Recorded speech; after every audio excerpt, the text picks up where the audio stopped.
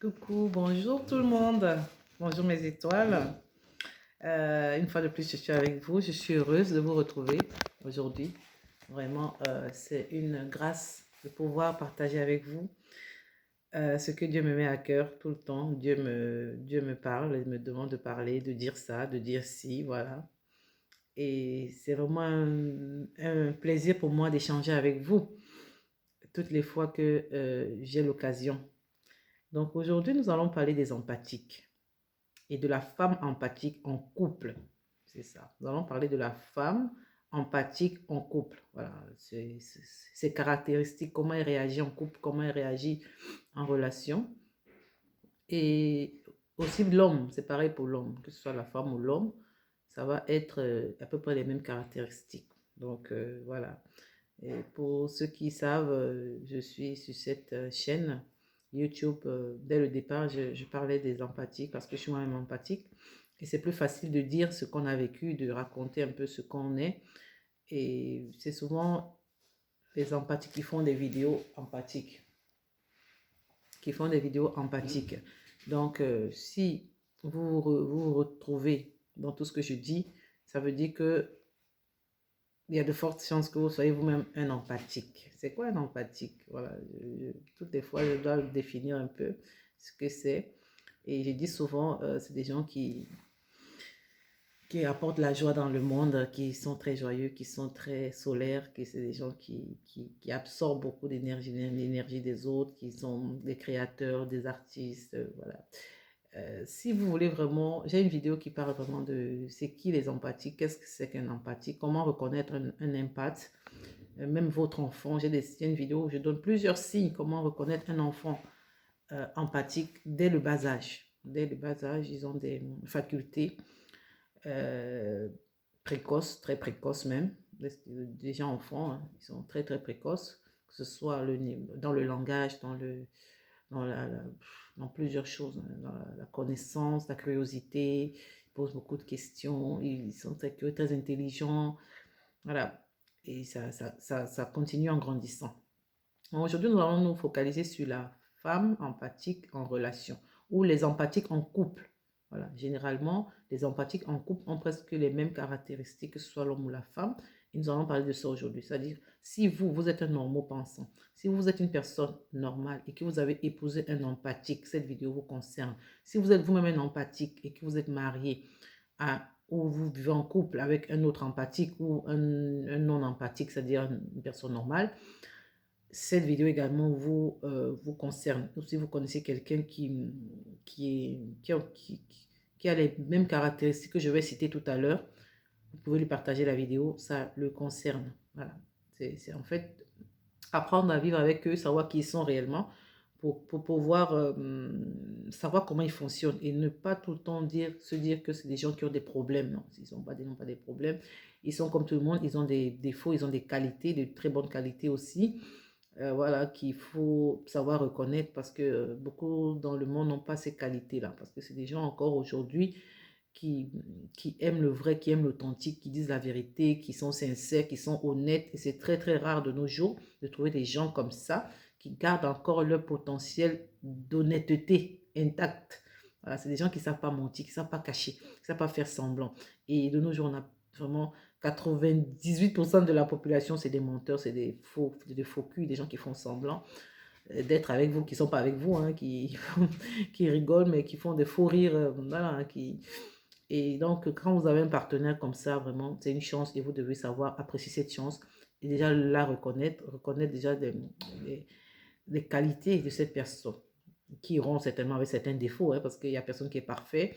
Voilà, donc je vais en parler aujourd'hui. Donc, soyez les bienvenus. On va commencer, parce que là, j'ai déjà fait 5 minutes que pour l'introduction, c'est beaucoup.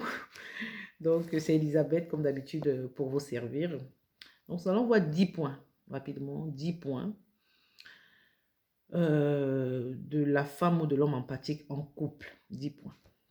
Donc, voilà, c'est des personnes, comme je disais, naturellement empathiques, qui se mettent à la place de l'autre. C'est ça l'empathie. L'empathie, c'est quoi?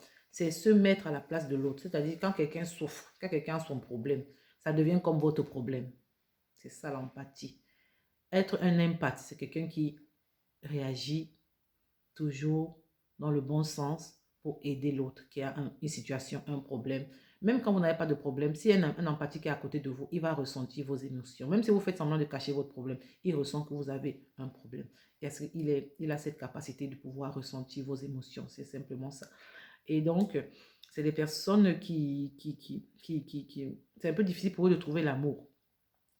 Bon, pas difficile. Bon, oui, voilà. Vous allez me dire, tout le monde, c'est pas facile de trouver l'amour aujourd'hui, mais pour les empathiques, c'est un peu difficile de trouver l'amour. Parce que comme ils sont un peu, ils ressentent des émotions et les gens viennent naturellement à eux parce que les gens leur font confiance. C'est des gens qui ont une bonne oreille d'écoute et tout, qui peuvent conseiller aussi facilement les gens. Et comme ils ressentent des émotions, ils ont facilement le cœur brisé. C'est-à-dire qu'ils ressentent des émotions fois 10. C'est-à-dire, si un empathique est joyeux, s'il y a de la joie autour de lui, il va ressentir cette joie plus fortement. Il va manifester, il va être le plus joyeux dans la salle. Voilà, c'est comme ça. Et si aussi il y a de la tristesse, il va être le plus triste. C'est-à-dire, il ressent l'émotion fois 10, quoi. C'est-à-dire, tout le monde est content, mais lui, il est hyper content. Voilà, c'est ça.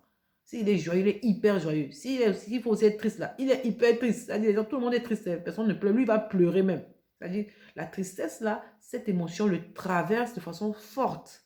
Voilà, il ressent des émotions fortes et il manifeste des émotions de façon forte. Voilà. Ça fait que parfois, les gens ne veulent pas ce genre de conjoint. Hein. Elle pleure trop, elle est trop sensible, il est trop ci, il est trop ça. Moi, je ne veux pas, j'en veux pas. Donc, ça fait que les gens, ça les limite un peu. Maintenant, il y a d'autres personnes qui vont être attirées par eux naturellement parce que c'est des gens qui ont une énergie tellement positive qu'ils attirent les gens autour d'eux, même les conjoints. Voilà. Il va attirer une femme ou un homme qui va lui plaire, et bien qui va être attiré par sa joie de vivre. Voilà, c'est des gens qui sont très joyeux, naturellement. Et donc, c'est un peu rare de pouvoir gérer tout cela. Voilà. Bon, des personnes qui vont accepter de gérer ça sont un peu rares quand même. Non, c'est un peu ça. Donc, ils aiment, ces gens qui aiment avec un cœur. Bon, comme on dit, si un empathie vous a aimé, vraiment, c'est pour la vie, quoi. Il faut vraiment qu'il y ait quelque chose de compliqué pour que cette personne vous quitte. Et ben, la personne peut vous quitter, hein. Rien n'est totalement acquis dans la vie, mais c'est des gens qui aiment d'un seul cœur, c'est-à-dire qui aspirent à être aimés également. Lorsqu'ils vous aiment, la façon dont ils vous aiment avec intensité, là, avec un cœur, c'est comme ça qu'eux aussi veulent que vous les aimez en retour. Et donc, c'est souvent ça le problème parce que eux, ils aiment, comme je disais, toute émotion chez l'empathique, c'est fort. S'il vous aime, il va vous faire des cadeaux, il va vous dire tous les jours, il va même vous écrire des poèmes. Si vous avez un conjoint empathique, il va vous faire des poèmes. Un homme ou une femme, hein, si c'est une femme qui a votre conjoint, votre femme empathique, votre copine, elle va vous faire des poèmes. Si c'est un garçon, il va vous écrire même des poèmes. Il va vous faire des cadeaux. Voilà. Son amour est beaucoup. Voilà, c'est comme ça. Il manifeste ça fortement. Voilà. Il ne pas faire semblant. S'il vous aime, il vous aime. Voilà. Donc, et vous, en retour, vous trouvez parfois que c'est un peu trop. Vraiment, je ne savais pas comment gérer. Et c'est ça parfois qui fait que ça peut casser. Vous allez vous dire, je préfère aller pour moi chercher quelqu'un qui est normal, qui va m'aimer simplement, normalement. Celui-là, il aime trop fort, j'ai peur que voilà, son amour déborde.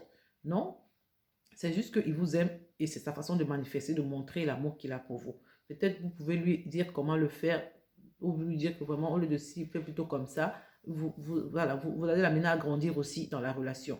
Mais c'est des gens comme ça. Donc, parfois, ces relations peuvent devenir un casse-tête. Pour quelqu'un qui n'est pas empathique, ça peut être difficile pour lui. Mais, avec les points que je vais partager et les astuces que je vais vous donner, ce sera désormais plus évident d'accepter et de vivre avec un empathique. Donc, vous devez comprendre que premièrement, les empathiques sont intenses. Ce que je disais tout à l'heure, les 10 points. Le premier point, c'est qu'ils sont intenses. Ils sont intenses. S'ils sont joyeux, ils sont intenses dans la joie. S'ils sont en colère, ils sont aussi intenses dans la colère. Ils peuvent être intenses, ils peuvent vraiment, quand ils s'énervent pour un truc qui les ennuie, ça peut être intense. Et même pour pleurer, c'est intense. Ils ne pleurent pas comme tout le monde, ils pleurent de façon intense. Ils sont nés comme ça, ils sont intenses.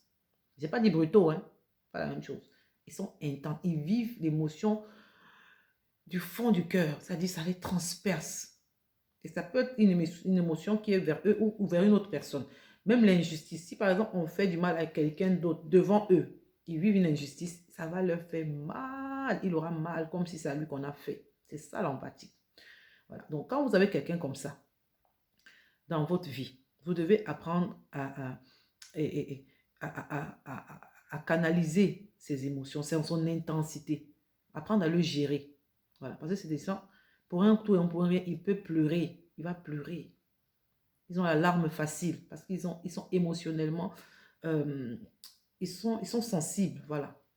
Donc, et, et, et, et c'est quelqu'un qui est posé, qui est mesuré, qui ne tolère pas les émotions. Parce que les gens comme ça qui ne sont pas émotionnels, pour lui, quand tu pleures même devant lui, ça ne lui fait rien. Il ne tolère pas, il ne veut pas une femme qui pleure devant lui. Il n'aime pas une femme qui est trop émotionnellement atteignable. Voilà. Ce genre de personne ne pourra pas facilement vivre avec une empathique. Ou pareil, une femme qui est rigide, trop droite, trop, comment on dit ça, trop dure. Oui, elle ne pourra pas vivre avec un homme qui est empathique. Elle ne pourra pas. Parce que l'homme empathique sera sensible. Il va aimer les gens. Il va partager l'émotion des gens. Elle ne pourra pas. Ou alors, ça va être difficile. Je ne dis pas qu'ils vont pas vivre, ils peuvent vivre en couple, mais ça va être difficile pour que la personne rigide s'adapte à la sensibilité, à l'intensité de l'empathique. Donc, ce sera donc à cette personne plus posée ou plus rigide ou plus calme d'aider l'autre à réguler l'intensité. Bon, parce que le couple, quand vous venez ensemble, c'est pour vous entraider, c'est pour grandir ensemble, c'est pour former un seul. Bon, vous allez l'aider à réguler son intensité. Et lui aussi, par la force des choses avec le temps, va vous amener à être plus doux. Si vous étiez très carré, très mesuré, très voilà, rigide, il va vous amener à être plus tendre. Parce que par sa tendresse, par son empathie. Bon, vous allez à la fin avoir un mélange qui arrive à fonctionner. Donc, le deuxième aspect que vous allez constater sur votre conjoint empathique, c'est que tout le monde se tourne vers eux. C'est des gens qui attirent les autres. Donc, si vous avez un conjoint empathique, sachez que les gens vont venir vers lui. Non seulement qu'il va aller vers les autres, parce que c'est des gens qui aiment le contact. Ils sont appelés à résoudre des problèmes, à conseiller les gens, à soigner les gens même. C'est-à-dire, quand je dis soigner, ça peut être physiquement, mais même surtout mentalement. À, ils sont appelés à apaiser les gens. C'est-à-dire, quand un empathique parle avec vous, même si vous avez un problème, une situation, à la fin de la causerie, vous êtes plus serein, vous êtes plus posé, vous êtes plus calme, vous êtes apaisé, vous recevez de la paix, voilà, par rapport à votre situation que vous aviez au départ. Voilà. Donc, c'est des gens les gens viennent vers eux parce que les gens leur font confiance. Ils ont cette attraction naturelle-là qui fait que les gens vont venir vers eux parce que les gens ont confiance en eux. Et parce que les gens les trouvent dignes de confiance, en fait. Donc, si vous avez un conjoint dans votre couple, sachez qu'il y aura toujours des gens autour de vous. Oui. Et qui vont être attirés par lui ou par elle. Si c'est votre copine ou votre femme qui est empathique, les gens seront attirés par elle. Donc, si vous êtes quelqu'un qui n'aimait pas les gens autour de vous, vous ne voulez pas les gens autour de vous, n'épousez pas une empathique. N'épousez pas un empathique. Un empathie.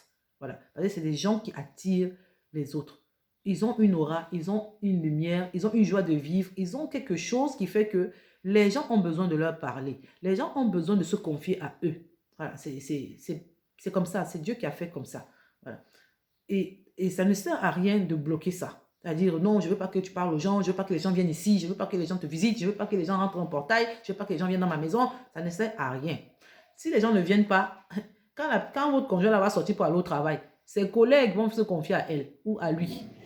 Quand lui va sortir pour aller, quand il va sortir par exemple pour aller, je ne sais pas où, à l'église ou n'importe où, ou même là où il travaille ou dans une association ou dans n'importe quoi, les gens vont se confier à lui, vont venir vers lui pour des solutions. Donc ce n'est pas en refusant à la maison que les gens viennent chez vous à la maison que ça va faire quelque chose. Donc ça ne sert à rien, ça. Donc le mieux c'est de s'adapter ou aider cette personne à recevoir les gens. C'est-à-dire quand les gens viennent là pour voir ce conjoint ou cette conjointe, aider votre conjoint ou votre conjointe à pouvoir à faire ce qu'il est appelé à faire parce que c'est ce qu'il doit faire ça dans sa vie. Ça ne sert à rien de le fermer dans une cage. Aidez-le plutôt à recevoir ces gens-là, à conseiller ces gens-là, à accompagner ces personnes qui viennent vers lui. Parce que c'est ça, être en couple avec un empathique. Donc, il y aura toujours des gens autour de vous et vous devez l'aider à aider les autres. Voilà. Aider votre conjoint qui est empathique là, à aider les autres personnes. Voilà. Au lieu de mettre une barrière, d'être ça ne sert à rien. Ça ne sert à rien. Vous fatiguer.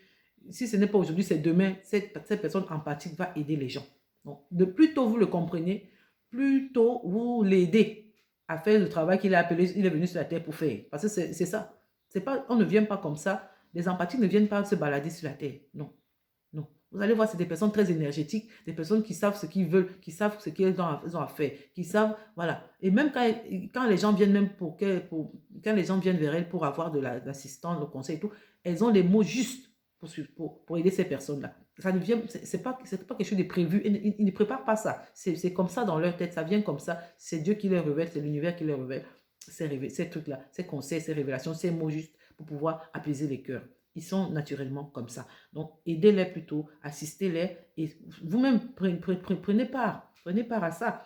Ça va vous faire du bien d'aider les gens autour de vous. Donc, si vous êtes quelqu'un d'égoïste, hyper égoïste, ça ne va pas marcher avec une empathie. Voilà, elle ne va pas rester. Ou il ne va pas rester. Vous allez vous séparer d'un moment à l'autre. Parce que cette empathie doit manifester ses dons. C'est des gens qui sont doués, qui ont des dons. Voilà, qui ont des dons qui doivent être manifestés, qui doivent aider les gens. Voilà. Et si vous les fermez, je dis bien, si vous les bloquez, ils deviennent comme, vous voyez, c'est comme un oiseau qui doit voler, mais vous le fermez dans une cage. Si vous avez un conjoint qui est empathique et vous l'empêchez d'aider, vous avez un conjoint qui veut aider les gens, peut-être qui est peut-être pasteur, qui veut bénir les gens, qui veut aider les gens, mais vous, peut-être son épouse, vous ne voulez même pas qu'il regarde, qu'il parle avec les gens. Mais c'est comme si vous l'avez fermé dans une cage. Oui.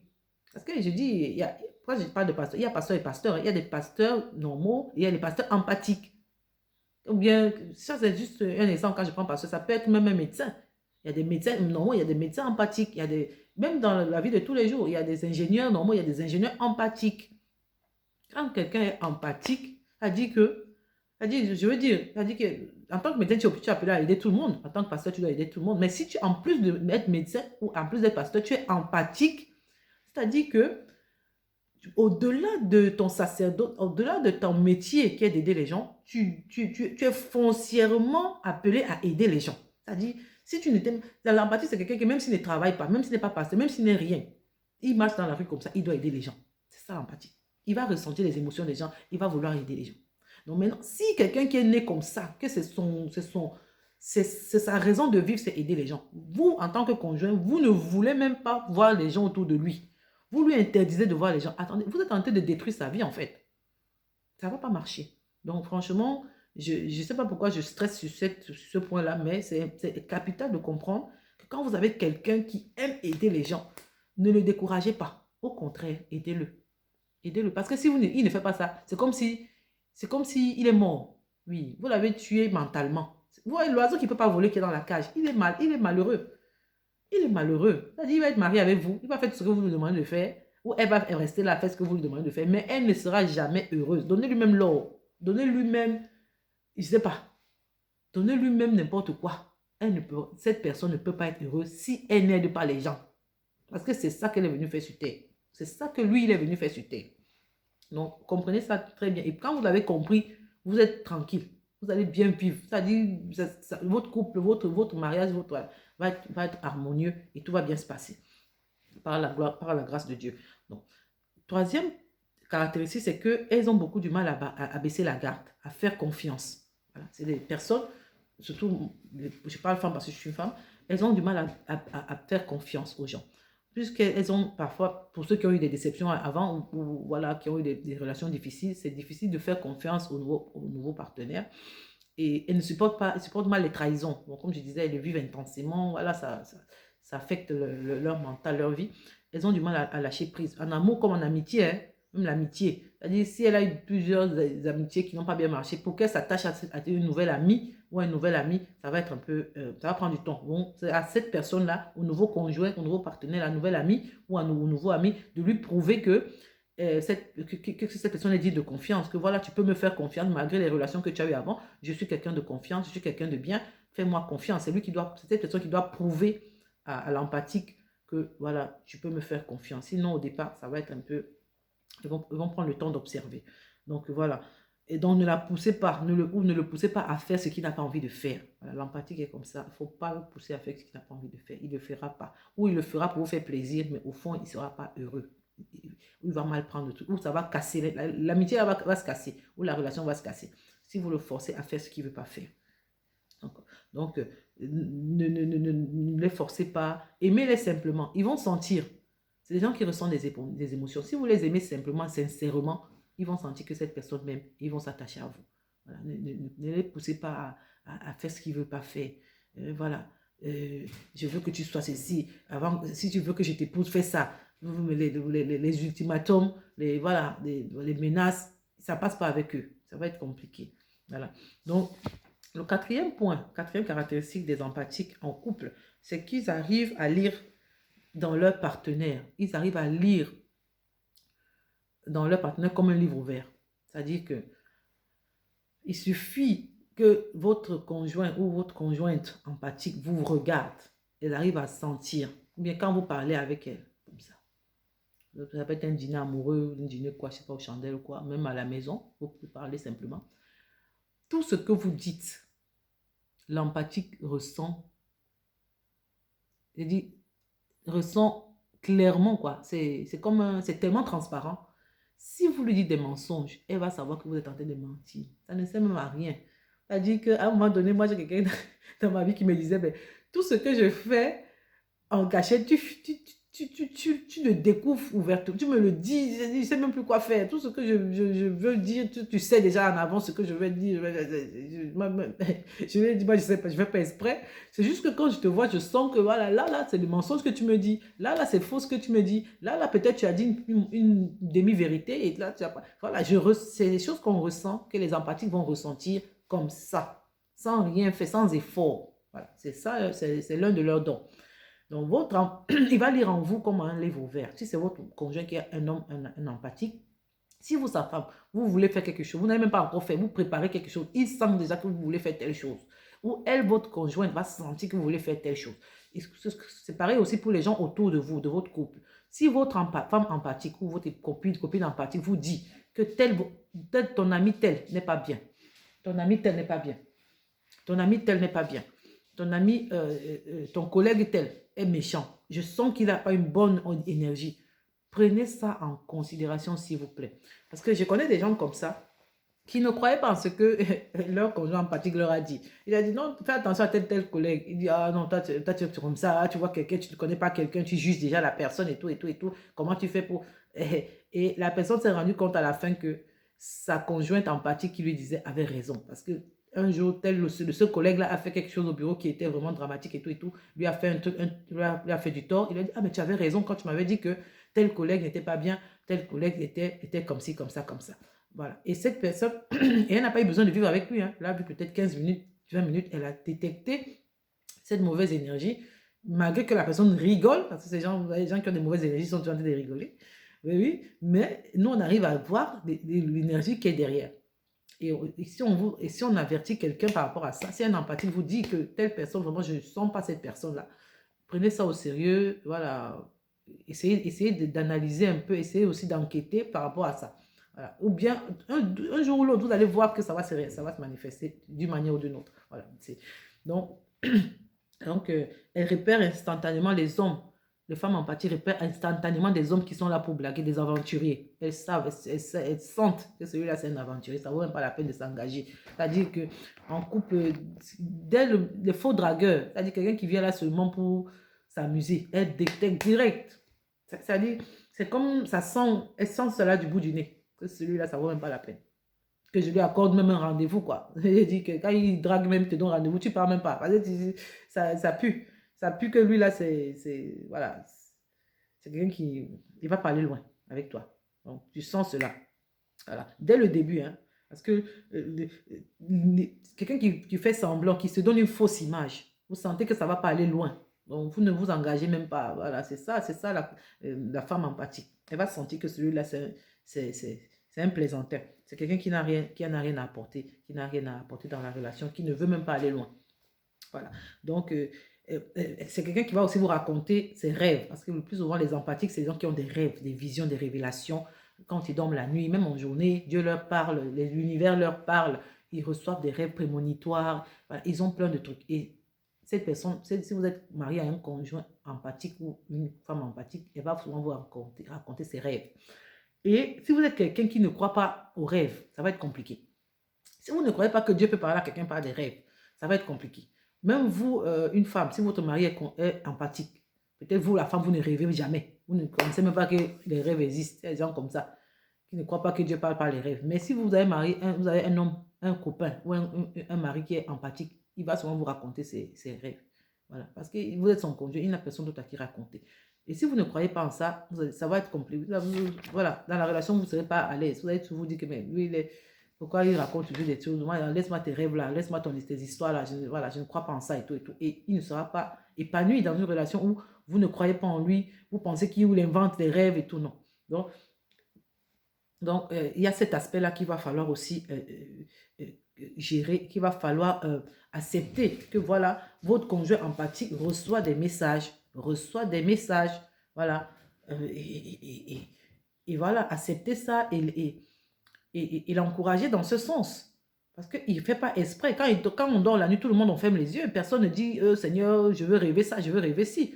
Dieu lui envoie ses rêves. Dieu envoie ses rêves à votre conjoint, votre conjointe. Et vous qui êtes sa moitié, vous êtes censé comprendre ça. Vous êtes censé accepter parce que, voilà, ça ne sert à rien. Soit vous séparez de lui, soit si vous restez avec lui, comprenez-le et accompagnez-le ou accompagnez-la dans cette mission. Parce que quand il reçoit des messages, c'est pour une mission. C'est pour faire quelque chose avec. C'est pour déclarer, c'est pour dire ça aux gens, c'est pour révéler, c'est pour prier dessus. Voilà, aidez-le à prier. Quand il reçoit des messages, tout ça, il y a ce rôle-là que vous allez jouer quand vous avez épousé un empathique. Voilà. Et donc, voilà. Voilà, si vous n'y croyez pas aux rêves, comme je disais, aux messages par les rêves, ça va être chaud, ça va être compliqué. Donc, et puis, elles peuvent, c'est des gens aussi qui voient vite les apparences trompeuses, comme je disais, qui peuvent détecter les apparences trompeuses. Le cinquième point, cette vidéo là, déjà 27 minutes, j'ai encore 5 points à déclarer, je vais aller un peu vite. Elles ont besoin de stabilité et de sécurité. Les empathiques ont besoin de stabilité et de sécurité, puisque leurs sentiments et leurs émotions sont souvent, viennent en même temps, il y a plusieurs émotions en même temps, donc il va falloir qu'ils puissent les contrôler. Les émotions différentes en même temps, ils reçoivent pour eux-mêmes et pour les gens. Ils ont besoin d'entretenir une vie stable, une carrière. Voilà. Si vous avez un conjoint empathique, il a besoin d'avoir sa carrière, de faire son chemin, voilà, de se bâtir une carrière, une stabilité, voilà, et une cohérence dans ce qu'il fait. Voilà. Il a besoin d'une routine quand même, hein, d'une routine, je fais ça, je fais ça, je fais ci, je fais ça. Voilà, ça le sécurise d'avoir des gestes des gestes de routine, pas forcément de répétition tous les jours, mais de comment classer ses choses, comment plier ses affaires. Si vous avez une femme empathique dans la maison, elle a sa façon de plier ses affaires, de ranger ses affaires, et elle aime bien que ce soit rangé comme ça. Voilà. Donc, si vous venez tout chambouler ses affaires, ses dossiers, elle n'y s'y retrouve plus. Bon, vous allez me dire tout le monde fait ça, mais les empathiques, c'est un peu plus carré pour eux. Ils ont besoin vraiment de cette sécurité, de tout de tout ranger normalement, de tout classer, d'avoir une carrière, tout ça, voilà. Ils sont aussi extrêmement indépendants, surtout pour les femmes. Les femmes empathiques sont extrêmement indépendantes. C'est-à-dire, elle aura toujours une activité. Elle aura toujours son travail, sa carrière. C'est-à-dire, ça va passer avant vous. Je vous dis la vérité, moi je vous dis la vérité. Voilà. Si vous avez une conjointe qui est empathique, c'est des femmes qui se battent seules. Elle vous donne l'impression même qu'elle n'a pas besoin de vous, l'homme, pour vivre, pour réussir. Et ça peut être frustrant pour certains hommes qui sont habitués que c'est lui qui doit financièrement aider une femme, qui doit donner toujours à la femme. L'empathique, c'est pas qu'elle ne va pas recevoir vos cadeaux, elle va accepter vos cadeaux, mais pour vivre, elle aura pour elle. Voilà, elle aura pour elle. Et elle va même vous faire des cadeaux. Voilà, elle va aussi vous faire des cadeaux. Donc, ça va être un échange. Donc, préparez-vous déjà à ça. Si vous allez vers une femme empathique, même un homme empathique, c'est des gens qui n'aiment pas dépendre des autres. Et ils sont indépendants. Indépendants, ils veulent faire, ils font eux-mêmes. Donc, si vous cherchez une femme qui va être une mère poule à la maison, qui va rester là seulement vous préparer la nourriture, la popote, qui va vraiment faire la cuisine, garder vos enfants là comme une mère poule, ça va être compliqué. Vraiment, ça va être, si vous cherchez ce genre d'homme-là qui va rester seulement à la maison, non. Les empathiques, c'est des gens indépendants qui vont se battre pour la vie, qui vont chercher, qui vont avoir leurs propres ressources, qui vont rien vous demander en fait. Voilà, c'est ça. Si vous êtes avec une conjointe empathique, vous allez voir que la fille, elle ne vous demande jamais rien. C'est vous qui lui proposez toujours, c'est lui qui vous donne. Mais elle va prendre, mais voilà, elle ne va jamais rien vous demander, spécialement. Donc, le huitième point, c'est que, et puis elle ne suffit pas. Bon, le septième point, je saute de la justice au sixième, elles sont indépendantes. Septième, ils sont très curieux, ils posent beaucoup de questions depuis leur enfance. Si vous connaissez des enfants empathiques depuis leur enfance, ils posent beaucoup de questions. Et voilà, peut-être je vais faire une deuxième partie de cette vidéo parce que là, ça tire vers la fin. Ils posent beaucoup de questions. Même les enseignants dans l'enfance peuvent vous dire comment ils posaient des questions quand ils étaient enfants. Ils posaient beaucoup de questions. Huitièmement, ils sont honnêtes au point où même ça peut... Certaines personnes ont du mal à s'y faire à leur honnêteté. Ils disent la vérité, toute la vérité. Voilà. L'empathique, c'est quelqu'un qui ne connaît pas le mensonge. Il ne peut pas vivre dans le mensonge longtemps. Non, non, même pas. Entrer même dans le mensonge, c'est difficile pour lui-même. C'est la vérité. Il va dire la vérité. Ils sont honnêtes. Ils ne savent pas faire semblant.